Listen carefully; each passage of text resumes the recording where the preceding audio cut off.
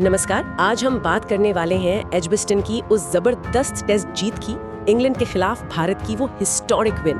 हमारे पास match reports हैं, analysis है और हम कोशिश करेंगे कि मतलब इस जीत के असली मायने क्या थे वो समझें। बिल्कुल, ये दूसरे टेस्ट का 5वां दिन था। सुबह तो खैर बारिश ने खेल रोका, लेकिन जब गेम शुरू हुआ तो इंडिया बहुत ही स्ट्रॉन्ग पोजीशन में था। सीरीज 1-1 करनी थी, 7 विकेट चाहिए थे बस, और इंग्लैंड को बनाने थे 608 रन। मतलब पहाड़ कैसा लक्ष्य था। हाँ, और ये मैच तो मतलब रिकॉर्ड्स, ड्रामा, इमोशंस सब कुछ था इसमें।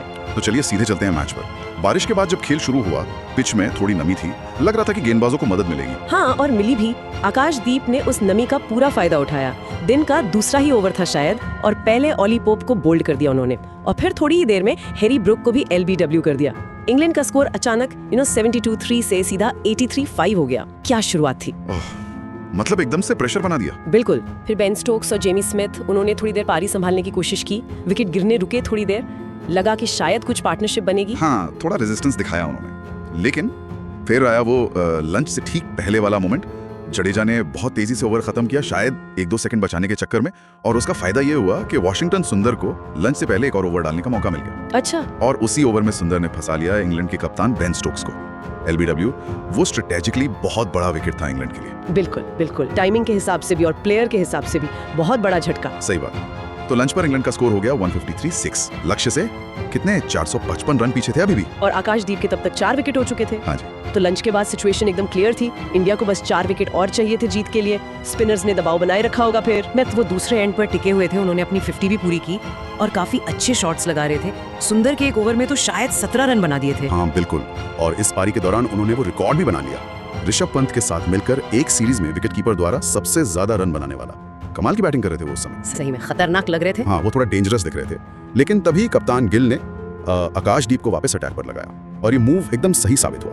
आकाश ने एक बेहतरीन इन स्विंगर फेंकी और स्मिथ 88 पर बोल्ड। वाह, उनका पहला 5 विकेट हॉल था टेस्ट में, और क्या मौका था इसे लेने का। जबरदस्त। उसके बाद तो बस जीत सामने दिख रही थी। हाँ, फिर तो बस फॉर्मेलिटी ही थी। जो स्टंग आए, जडेजा की बॉल पर सिराज ने स्लिप में हवा में डाइव लगाकर एक हाथ से क्या कमाल का कैच लिया। अनबिलीवेबल। ओह, मैंने वो हाईलाइट देखी थी, शानदार कैच था। बिल्कुल। और फिर ब्रैडन कार से जो 38 रन बनाकर थोड़ा टिक गए थे, उन्हें भी आकाशदीप में ही आउट किया। ये उनका मैच में 10वां विकेट था।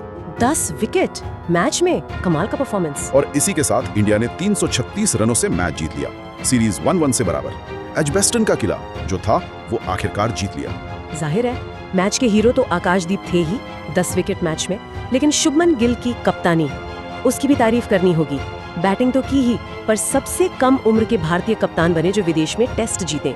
ये भी एक रिकॉर्ड है। निश्चित रूप से ये जीत कई मायनों में स्पेशल है। जैसा आपने कहा, एजबेस्टन में इंडिया की ये पहली टेस्ट जीत थी। 8 बार कोशिश की पर जीत नहीं मिली थी पहले, और रनों के मार्जिन से देखें तो ये इंडिया की सबसे बड़ी विदेशी जीतों में से एक है। स्टोक्स ने भी माना कि हाँ, उनकी टीम 2 मौकों पर पीछे रह गई, और ये सब तब हुआ जब आपका मेन बॉलर बुमराह टीम में नहीं था। ये टीम की डेप्थ दिखाता है। सही बात है। तो इस पूरी कहानी से जो एक खास बात निकलती है वो ये है कि ये सिर्फ एक जीत नहीं थी, ये इंडिया की प्लानिंग, मुश्किल हालात में कैरेक्टर दिखाना और अपने यंग प्लेयर्स पर जो भरोसा दिखाया उसका नतीजा था। खासकर वो सुबह नमी का फायदा उठाना। बिल्कुल। और आकाशदीप का इस तरह से सामने आना, मतलब एक सीनियर बॉलर की गैर मौजूदगी में ऐसा परफॉर्म करना, टीम के लिए बहुत बड़ा प्लस पॉइंट है। ये दिखाता है कि बेंच स्ट्रेंथ कितनी मजबूत है। पूरी टीम ने मिलकर अच्छा किया।